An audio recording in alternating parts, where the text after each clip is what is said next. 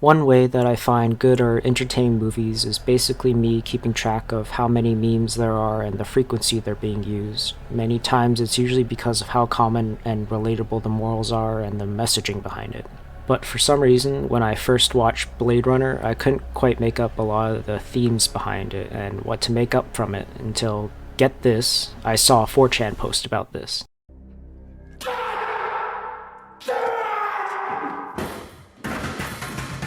You might have seen that post before, but basically I will extrapolate a little bit in this video and explain a little bit more about what I think about the film. Now, I haven't seen the previous movie of Blade Runner, so I will only explain the ideas behind 2049, so excuse my ignorance if I miss anything.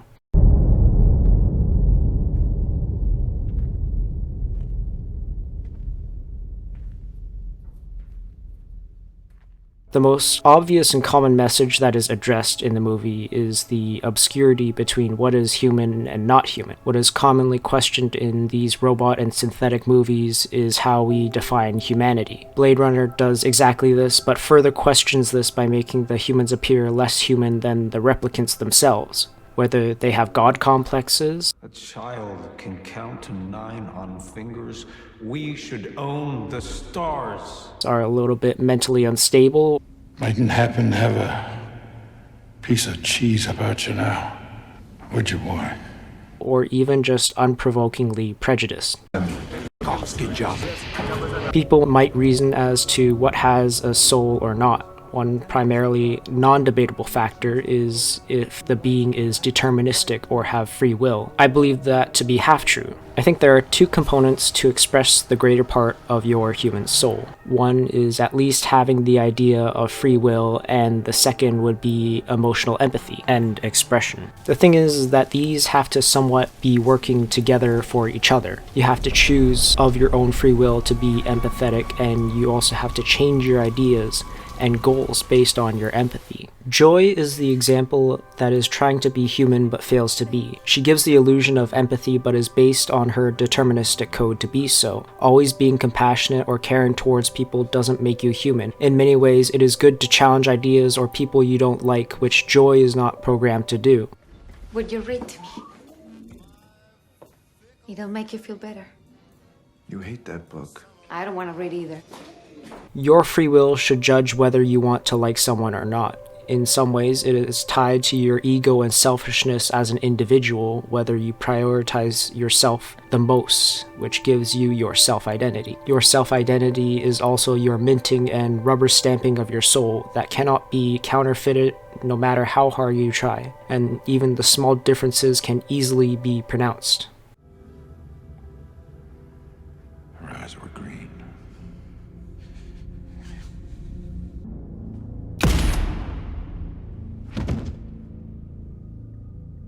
The clone of Rachel being exposed as not having the same soul and identity loses the value of the clone. This makes the clone easily disposable, meaning there is a priceless value in a soul being the specific soul of your needs or interests. Being human is acknowledging that ego and identity, and despite that, you sacrifice yourself to make something else better. Wallace is the opposite side of the same coin, where he does have free will as a human being, but he surrounds himself in deterministic beings and isolates himself in his ivory tower, being invulnerable to any danger. This is where he loses the ability to relate to everyday humans. He has an inflated ego and has no eyes to his soul. He loses a lot of things that make people human, and in doing so takes a different form, more like an arrogant god. The empathy and expression of emotions are the way to amplify your soul. You can agree with this if you've ever read the most emotional piece of literature or listened to the most inspiring speech where they give their heart. And the reason why you are emotionally affected is also because they have their own personal struggles that they are afflicted by. It is human to be loving, caring, and happy, but you also have to feel anger, depression, and loneliness. I would say it's a marker of humanity and civilization as a whole and how you should behave. The everyday man links to Kay as we're assigned a role to fall in line and never speak out, do your job without questions. But in doing so, we lose our humanity by morphing into an emotionless and pseudo-deterministic entity because we don't care about what we do except to get through the day. Sometimes we go too much with the flow of the crowd and we lack identity. Sometimes we are too headstrong in ourselves and lose the ability to be emotional. To be human is to have and express both those ideas, and we idolize and adore those people the most. But to do so is to make yourself the most vulnerable, but is essential to be human.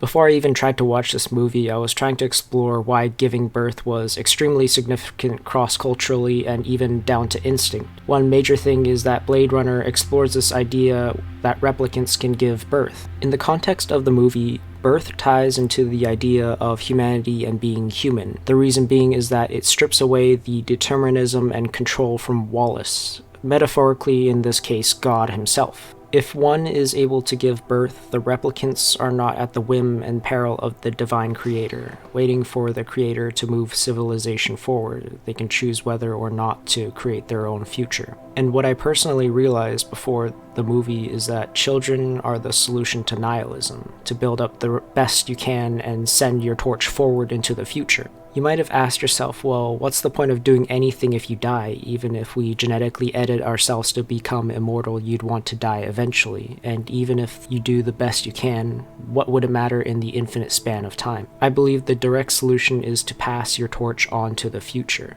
so that things can be better in time, because even if you are a finite span of time, your predecessors and children can aim for the future to compete with the infinite span of time. What's significant is that even if you don't think that your actions don't really matter, it's best to put them into perspective. Right now, you might think that you're a small branch working in the massive cogs of the world. But what you don't see is that you have the potential to be the base root for hundreds and thousands of possible branches that can make the world a better place and solve impossible problems. The best you can do for the universe is to inspire people ahead of you and to align the future the best you can in the right direction.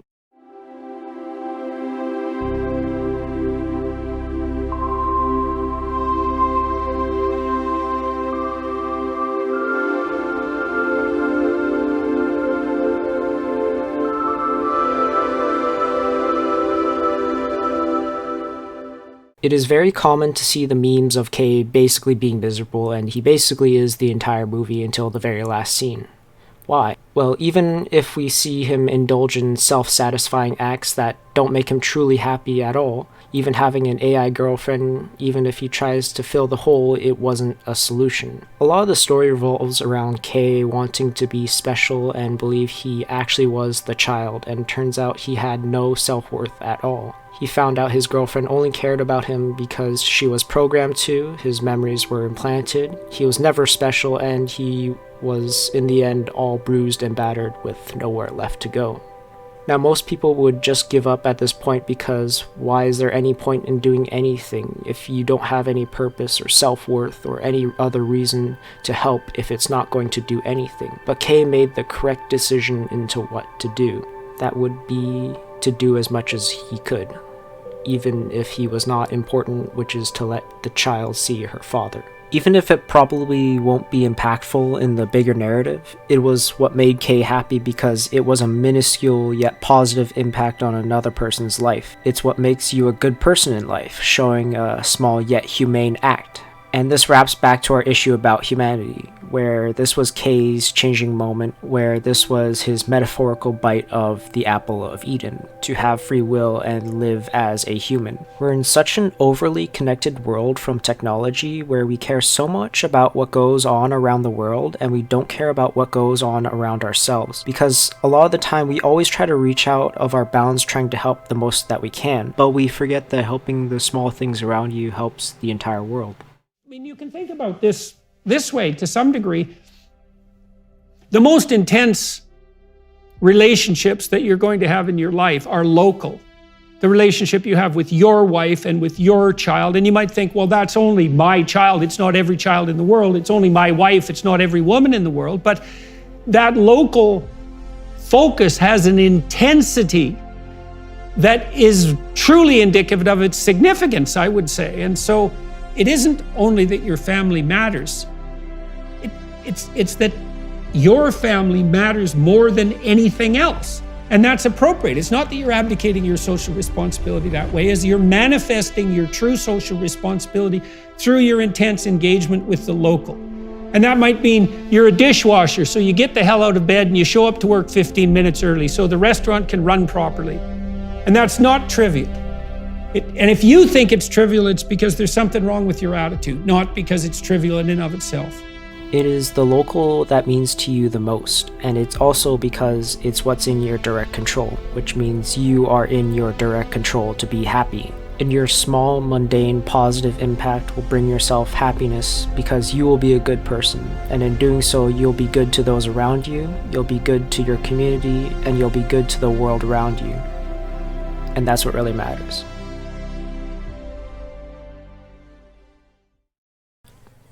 Thank you very much for watching. I apologize, I guess, for my voice for commentary. I probably am not the right tone or voice for this, but I'm trying to get at least my delivery down, just get the inflections right and then my tone right. This is definitely pushing me out of my comfort zone, so I'm usually way more introverted and don't like actually speaking to people. So yeah, I hopefully I can actually do more of these as well. I'm probably not expecting the most from this video though, because I was researching and then I just saw other videos that were way more in depth, and I saw them because I was trying to see if anything conflicted, and not really that much, but anyways, I was trying to look, and they were citing like Nietzsche, and then they were looking at the entire poem from Pale by Fire, and I basically don't have much of that, but I still wanted to try to explain what I thought about the movie and stuff like that. So I definitely want to make more videos like this. It just takes longer. This editing just went from a sort of standard pace to just kind of going down to a snail's pace. I do want to focus on not just these videos for this channel because, I feel like this channel should just be more about me and what I think. And I will make a follow-up video or a PS video regarding possible questions and further explain and clarify my ideas. I probably do want to add like a lot of stuff because this has been a long time for where I changed a lot of my ideas, so I probably want to add a follow-up, but it's going to be way less edited and probably we'll just have like, I don't know, random gameplay in the background. So subscribe if you want to see that eventually, and go ahead and like if you've enjoyed the video, because you've probably been all the way through the video, so you probably liked it. So thank you.